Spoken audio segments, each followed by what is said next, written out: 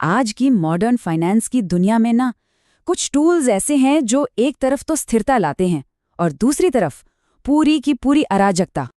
तो चलिए डेरिवेटिव्स की इसी उलझी हुई दुनिया में उतरते हैं और ये समझने की कोशिश करते हैं कि आखिर कैसे यही टूल्स हमारे फाइनेंशियल सिस्टम को बचा भी सकते हैं और हाँ, डुबो भी सकते हैं।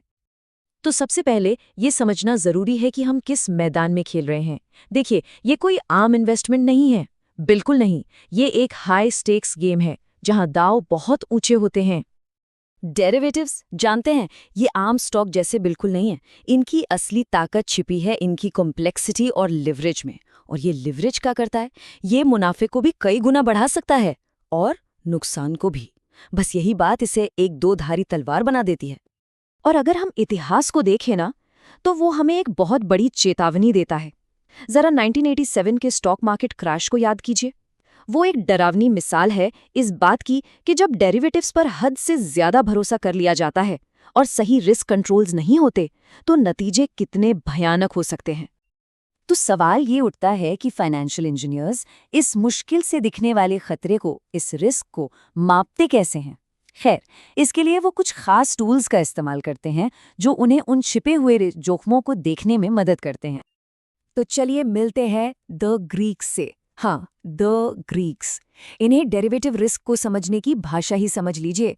ये मैट्रिक्स का एक सेट है जो प्रोफेशनल्स को ये समझने में मदद करता है कि भाई जब मार्केट में हलचल होगी तो किसी ऑप्शन की कीमत पर उसका क्या असर पड़ेगा।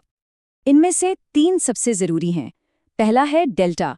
ये है डायरेक्शनल बेट, मतलब मार्केट किधर जाएगा। फिर आता है गामा, जो ये मापता है कि डेल्टा कितनी तेजी से बदल सकता है। इसे रिस्क की स्पीड कह सकते हैं।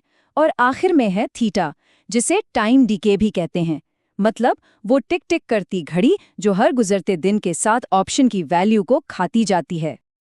अच्छा, ग्रीक्स के अलावा एक और बहुत इंपॉर्टेंट टूल है वैल्यू एट रिस्क या VAR।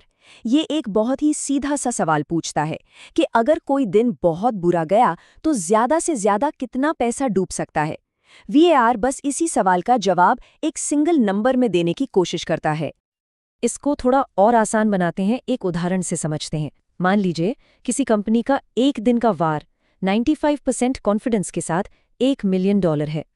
अब इसका असली मतलब क्या हुआ? इसका मतलब ये है कि 100 में से 95 ट्रेडिंग दिनों में कंपनी को $1 मिलियन से ज्यादा का नुकसान नहीं होगा, ऐसा अनुमान है। लेकिन असली कहानी तो उस बचे हुए 5% में है। वार हमें उस छोटे से लेकिन बहुत ही खतरनाक टेल रिस्क की याद दिलाता है। मतलब ये वो संभावना है कि जब नुकसान होगा ना, तो वो हमारी सोच से कहीं कहीं ज्यादा बड़ा हो सकता है। तो एक बार जब रिस्क को माप लिया तो अगला कदम क्या होगा? जाहिर है उससे बचाव करना। और यहीं पर बात आती है फाइनेंशियल शील्ड्स यानी वित्तीय ढाल बनाने की। हेजिंग का जो बेसिक आइडिया है ना, वो बहुत सिंपल है।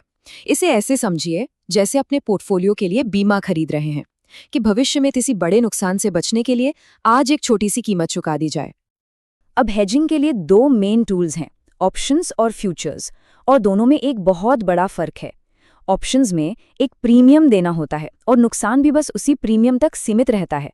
दूसरी तरफ फ्यूचर्स हैं, इनमें कोई अपफ्रंट कॉस्ट नहीं है, लेकिन अगर मार्केट खिलाफ चला गया तो नुकसान अनलिमिटेड भी हो सकता है। चलिए इसे एक असली दुनिया के उदाहरण से समझते हैं। एक एयरलाइन के बारे में सोचिए।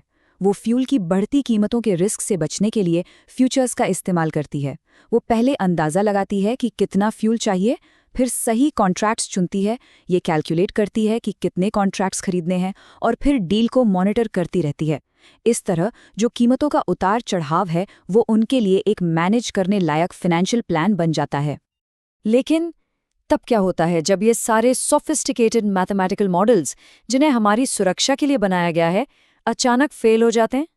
2008 का फाइनेंशियल क्राइसिस एक बहुत कड़वा सबक था।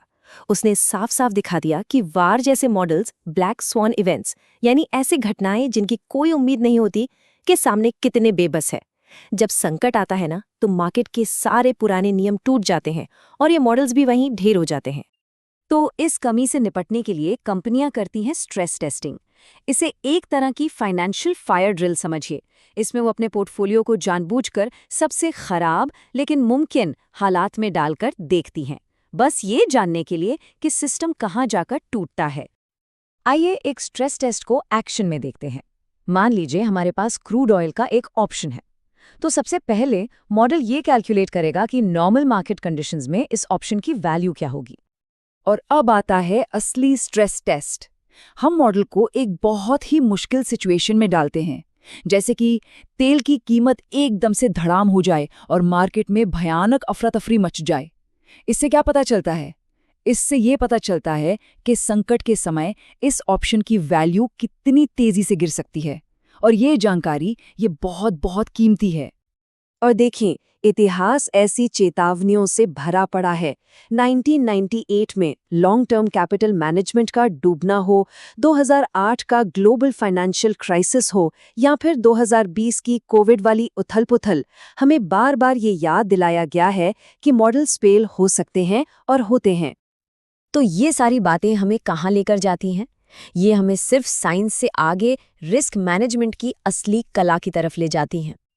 तो असल बात यह है कि इफेक्टिव रिस्क मैनेजमेंट सिर्फ मैथ्स और एल्गोरिदम का खेल नहीं है। देखिए, मॉडल्स सिर्फ टूल्स हैं, कोई जादू की छड़ी नहीं। इनके साथ हमेशा इंसानी समझ, तजुर्बे और लगातार चौकन्ना रहने की जरूरत होती है। राइटर नसीम निकोलस तालेब ने इसे क्या खूब कहा है, हेजिंग पैसा बनाने के लिए नहीं होती, ये इस बारे में है कि तबाही मचाने वाला नुकसान ना हो। बात सर्वाइवल की है, लालच की नहीं। तो आखिर में एक सवाल हमारे सामने खड़ा होता है। इस लगातार कॉम्प्लेक्स होती फाइनेंशियल दुनिया में कहीं सबसे बड़ा रिस्क इन नंबरों और मॉडल्स पर ज़रूरत से ज़्यादा भरोसा करना तो नहीं है, और अपनी खुद की जजमेंट पर कम? ये एक सोचने वाली बात है।